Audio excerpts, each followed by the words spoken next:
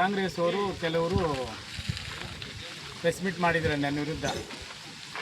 ಇಷ್ಟು ಲೇಟ್ ಯಾಕೆ ಮಾಡಿದ್ರು ಅಂತ ನನಗೆ ಗೊತ್ತಿಲ್ಲ. ಅವ್ರಿಗೆ ಅವರ MLAಗೆ ವೋಟ್ ಹಾಕಿ 2 ಸಾರಿ ಆಯಿತು, ಇದು 8ನೇ ವರ್ಷ. ಇಷ್ಟು ಲೇಟಾಗಿ ಅವ್ರು ಮಾಡ್ತಾ ಇರೋದು ಯಾಕೆ, ಎಷ್ಟು ಸಾರಿ ಯೋಚನೆ ಮಾಡೋದು ಗೊತ್ತಿಲ್ಲ. ಇಲ್ಲಿನ ಬ್ಲ್ಯಾಕ್ ಕಾಂಗ್ರೆಸ್ ಅಧ್ಯಕ್ಷರು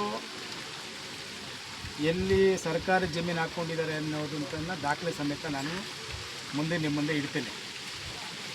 ಇನ್ನೂ ಬೇಕಾದಷ್ಟು ವಿಷಯಗಳಿದೆ, ಅದು ನಾನು ಇವತ್ತು ದಾಖಲೆಗಳು ನನ್ನ ಕೈಲಿ ಇಲ್ಲದೇ ಇರೋದ್ರಿಂದ ವೃಥಾ ಆರೋಪ ಮಾಡೋದು ಸರಿ ಇಲ್ಲ.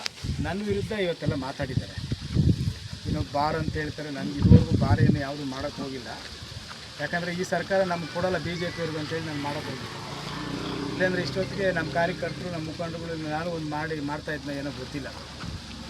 ಈಗ ಸರ್ಕಾರ ಕೊಡೋಲ್ಲ ಅಂತೇಳಿ ನಾವು ಸುಮ್ಮನೆ ಇದ್ದೀವಿ. ಆಮೇಲೆ ನಮ್ಮ ಮೇಲೆ ಆರೋಪ ಮಾಡೋದು ಮಾಡಲಿ, ಅವ್ರಿಗೆ ಆರೋಪ ಮಾಡಬೇಡಿ ಅಂತ ನಾನು ಹೇಳೋದಿಲ್ಲ. ಆದರೆ ಇಲ್ಲಿ ತನಕ ಮಾಡಿರೋದು ನಾನು ತುಂಬ ಎತ್ಕೊಂಬಂದಿಲ್ಲ, ಈಚೆಗೆ ತುಂಬ ತಗೊಂಬಂದಿಲ್ಲ. ಬೇರೆ 2-3 ವಿಷಯ ಮಾಡಿದ್ದಕ್ಕೆ ಪಾಪ ಎಲ್ಲ ಈಚೆಗೆ ಬಂದುಬಿಟ್ಟವ್ರೆ. ಈಗ ಬಿಸಿ ಆಗಿಬಿಟ್ರೆ ಎಲ್ಲರೂ ಆಚೆ ಕಡೆ ಮಲಗ್ತಾಯಿದ್ರು. ಮೊದಲು ಸೆಕೆ ಆಗಿಬಿಟ್ರೆ ಬೇಸಿಗೆ ಕಾಲದಲ್ಲಿ ಊಟ ಮಾಡ್ಕೊಂಡು ಬಂದು ಎಲ್ಲ ಆಚೆ ಕಡೆನೋ ಮನೆ ಮುಂದೆಗಡೆನೋ ಮೇಲ್ಗಡೆನೋ ಮಲಗೋರು.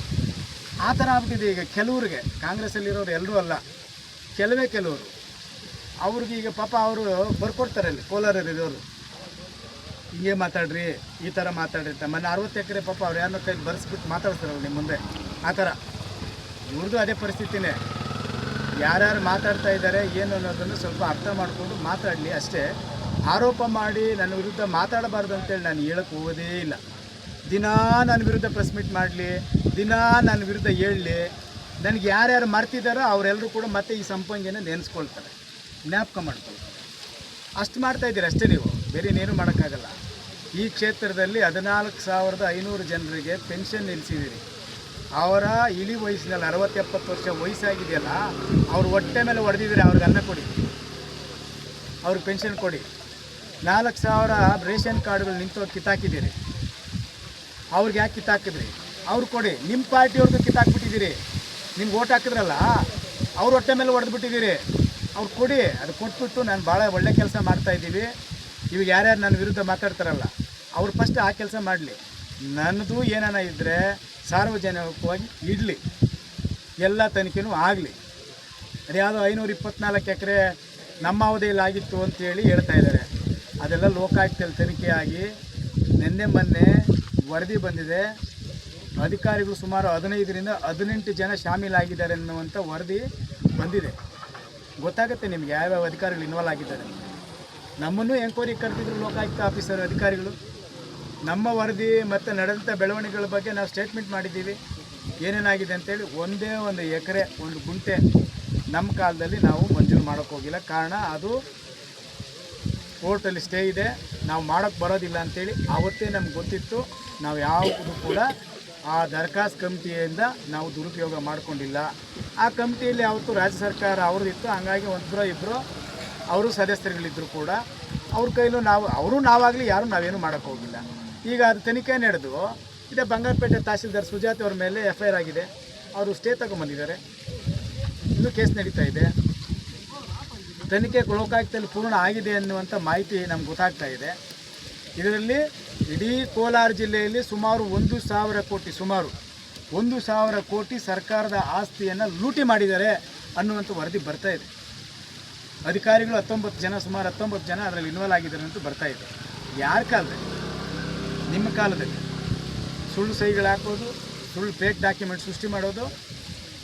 ನೀವು ಸೃಷ್ಟಿ ಮಾಡಿ ಯಾರ್ಯಾರು ಬೇಕೋ ಮಾರ್ಕೊಂಡಿದ್ದೀರಿ, ಕೊಟ್ಟಿದ್ದೀರಿ. ಸರ್ವೆ ನಂಬರ್ 198ರಲ್ಲಿ 8 ಜನಕ್ಕೆ ಯಾರ್ಯಾರಿಗೆ ಏನೇನು ಮಾಡಿದ್ದೀರಿ ಅಂತೇಳಿ ತರ್ತೀನಿ ಮುಂದೆ ನಿಮ್ಮ ಮುಂದೆ. ಎಲ್ಲದಕ್ಕೂ ಪ್ರತಿಯೊಂದು ಉತ್ತರ ಕೊಡಬೇಕು. ನೀವು ಎಲ್ಲೆಲ್ಲಿ ಕಟ್ಟಡಗಳು ಮಾಡ್ತಾಯಿದ್ದೀರಿ, ನೀವು ಕಟ್ಟಿರೋ ಕಾಂಟ್ರಾಕ್ಟ್ಗಳು ಯಾರ್ಯಾರು ಕಟ್ಟಿದಾರಲ್ಲ ಅವರೆಲ್ಲ ಬಿದ್ದೋಗೋ ಸ್ಥಿತಿಯಲ್ಲಿದೆ ಇವತ್ತು. ಅದೆಲ್ಲ ದಾಖಲೆ ಸಮೇತ ಬರ್ತೀನಿ. ಇಲ್ಲಿರೋ ಗುತ್ತಿಗೆದಾರಿಗೆ ನೀವು ಕೆಲಸ ಕೊಟ್ಟಿಲ್ಲ. ಕೋಲಾರಿಂದ ಕರ್ಕೊಂಬಂದು ಕೊಡ್ತಾಯಿದ್ದೀರಿ, ಪಲಮನೇರಿಂದ ಕರ್ಕೊಂಬಂದು ಕೊಡ್ತಾಯಿದ್ದೀರಿ, ಬೆಂಗಳೂರಿಂದ ಕರ್ಕೊಂಬಂದು ಕೊಡ್ತಾಯಿದ್ದೀರಿ. ಇಲ್ಲಿರ್ತಕ್ಕಂಥ ಕಾಂಗ್ರೆಸ್ನಲ್ಲಿರ್ತಕ್ಕಂಥ ಗುತ್ತಿಗೆದಾರರು ನಿಮಗೋಸ್ಕರ ರಾತ್ರಿ ಆದರೂ ದುಡಿದು ನಿಮ್ಮನ್ನು ಅಧಿಕಾರಕ್ಕೆ ತಂದರು. ಅವ್ರಿಗೂ ಏನೂ ಕೆಲಸ ಇಲ್ಲ. ಅವನ್ನೆಲ್ಲ ಮೂಲೆ ಗುಂಪು ಮಾಡಿದ್ದೀರಿ. ಆ ಹುಲ್ ಮಾರ್ಕೆಟ್ ಪರಿಸ್ಥಿತಿ ಏನಾಗಿದೆ? ತನಿಖೆ ಆಗಿದೆ. ತನಿಖೆ ತಂಡ ರಚನೆ ಮಾಡಿದ್ದಾರೆ, ಬರ್ತಾರೆ ಈಗ. ಅದಕ್ಕೆಲ್ಲ ಉತ್ತರ ಕೊಡಿ ನೀವು. ನನ್ನ ಬಗ್ಗೆ ನಾನು ಯಾವತ್ತೂ ಕೂಡ ಮಾಧ್ಯಮದ ಮುಂದೆ ಆಗಲಿ ಸಾರ್ವಜನಿಕರ ಮುಂದೆ ಆಗಲಿ ನಾನೇನಾದರೂ ತಪ್ಪು ಮಾಡಿದರೆ ನೀವು ತನಿಖೆಗೆ ನೀವು ಎಲ್ಲಿ ಬೇಕಾದರೂ ಯಾವ ಪ್ರಾಧಿಕಾರದಲ್ಲಿ ಬೇಕಾದರೂ ದೂರು ಕೊಡ್ಬೋದು. ನಾನು ಮಾಡಿರೋ ತಪ್ಪುಗಳನ್ನ ಸಾರ್ವಜನಿಕರ ಮುಂದೆ ಇಡಿ. ನಾನೇನು ಯಾವತ್ತೂ ನಿಮ್ಮನ್ನು ಕೈ ಮುಗಿದು ಅಂಗ್ಲಾಚ್ಕೊಂಡು ನಿಮ್ಮ ಮನೆ ಬಾಗಿಲು ಭಿಕ್ಷೆಗೆ ಬಿಡಲ್ಲ. ನಾನೊಬ್ಬ ಸ್ವಾಭಿಮಾನಿಯ BJP ಕಾರ್ಯಕರ್ತ. ಕೊನೆ ಉಸಿರು ಇರೋವರೆಗೂ ನಿಮ್ಮಂಥವ್ರ ವಿರುದ್ಧ ಹೋರಾಟ ಮಾಡ್ತೀನಿ ಹೊರತು ನಿಮ್ಮ ಹತ್ರ ಕೈ ಕಟ್ಕೊಂಡು ನಿಂತ್ಕೊಳ್ತಕ್ಕಂಥ ಪರಿಸ್ಥಿತಿ ಯಾವತ್ತೂ ನನಗೆ ಬರೋದಿಲ್ಲ. ಆ ಕೆಲಸ ನಾನು ಮಾಡೋದಿಲ್ಲ. ಇದು ನಿಮ್ಗೆ ಹುಷಾರು. ನನ್ನ ಬಗ್ಗೆ ಅಷ್ಟು ಹಗುರವಾಗಿ ಮಾತಾಡೋಕ್ಕೆ ನಿಮ್ಗೆ ಯಾರಿಗೂ ನೈತಿಕ ಹಕ್ಕಿಲ್ಲ. ಇಲ್ಲಿ ಹೋರಾಟ ಮಾಡ್ತೀನಿ, ಬೆಂಗಳೂರಲ್ಲಿ ಹೋರಾಟ ಮಾಡ್ತೀನಿ. ಸಾಧ್ಯವಾದರೆ ಇಡೀ ರಾಜ್ಯದಲ್ಲಿ ನಮ್ಮ ಸಂಘಟನೆ ಎಲ್ಲ ಜಿಲ್ಲೆಯಲ್ಲಿದೆ, ಎಲ್ಲ ಕಡೆ ಹೋರಾಟ ಮಾಡಿ ಶುರು ಮಾಡ್ತೀನಿ. ನಿಮ್ಮ ಬಂಡವಾಳನ ಬೀದಿಗೆ ತರ್ತೀನಿ. ನೀವು ನೋಡಿ, ನನ್ನ ವೈಯಕ್ತಿಕ ವಿಚಾರಗಳು ನಾನು ಬರೋಲ್ಲ, ನನ್ನ ಕೆಣಕಬೇಡಿ. ನಿಮ್ಮ ಪಕ್ಷದವರೇ ಯಾರ್ಯಾರು ಏನೇನು ಮಾತಾಡ್ತಾರೆ, ಎಲ್ಲೆಲ್ಲಿ ಏನೇನು ನಡೀತಾ ಇದೆ ಅನ್ನೋ ಎಲ್ಲ ವಿಷಯಗಳು ನನಗೆ ಗೊತ್ತಾಗುತ್ತೆ. ಆ ವಿಷಯಗಳಿಗೆ ನಾನು ಬರೋಲ್ಲ. ಕೇವಲ ರಾಜಕೀಯವಾಗಿ ನೀವು ಮಾಡಿರ್ತಕ್ಕಂಥ ಅಕ್ರಮಗಳ ಬಗ್ಗೆ ಮಾತ್ರ ಮಾತಾಡ್ತಾ ಇದ್ದೀನಿ. ನನ್ನ ಬಾಯಿಯಲ್ಲಿ ಹೊಲಸಾಗಿ ಮಾತಾಡೋಕ್ಕೆ ನೀವು ಅವಕಾಶ ಕೊಡಬೇಡಿ. ಮಾಡೋದೆಲ್ಲ ಮುಚ್ಚಾಕೊಳ್ಳೋಕ್ಕೆ ನನ್ನ ಬಗ್ಗೆ ಮಾತಾಡ್ತೀರಾ? ಇದೆಲ್ಲ ಮಾಡೋಕ್ಕೆ ಹೋಗ್ಬೇಡ್ರಿ. ಏನೇನು ಮಾಡಿದ್ದೀರಿ ಅಂತೇಳಿ ಮುಂದಿನ ದಿನಗಳಲ್ಲಿ ನಿಮ್ಮ ಚುನಾವಣೆ ಹತ್ರ ಬರ್ತಿದ್ದಂಗೆ ಎಲ್ಲ ಬೀದಿಗೆ ಬಂದುಬಿಡ್ತವೆ. ಉತ್ತರನೇ ಕೊಡೋಕ್ಕಾಗಲ್ಲ ನಿಮ್ಮ ಕೈಲಿ, ಹಂಗಾಗ್ಬಿಡ್ತದೆ. ಯಾಕೆ? ನಾನು ಈ ನಡುವೆ ಎಲ್ಲ ನೀವು ಮಾಡಿರೋ ಅಕ್ರಮಗಳನ್ನೆಲ್ಲ ತೆಗಿತಾ ಇದ್ದೀನಿ, ಮಾತಾಡ್ತಾ ಇದ್ದೀನಿ. ನೀವು ಮಲಗೋವಾಗಲೂ ನಾನೇ ಕನಸಲ್ಲಿ ಬರ್ತೀನಾ? ಹಾಂ, ಯಾಕೆ ನೆಮ್ಮದಿ ಇಲ್ವಾ ನಿಮಗೆ? ಊಟ ಮಾಡೋವಾಗಲೂ ಪುರ್ಸೊತ್ತಿಲ್ಲದೆ ನಾನೇ ನೆನಪು ಬರ್ತೀನಾ?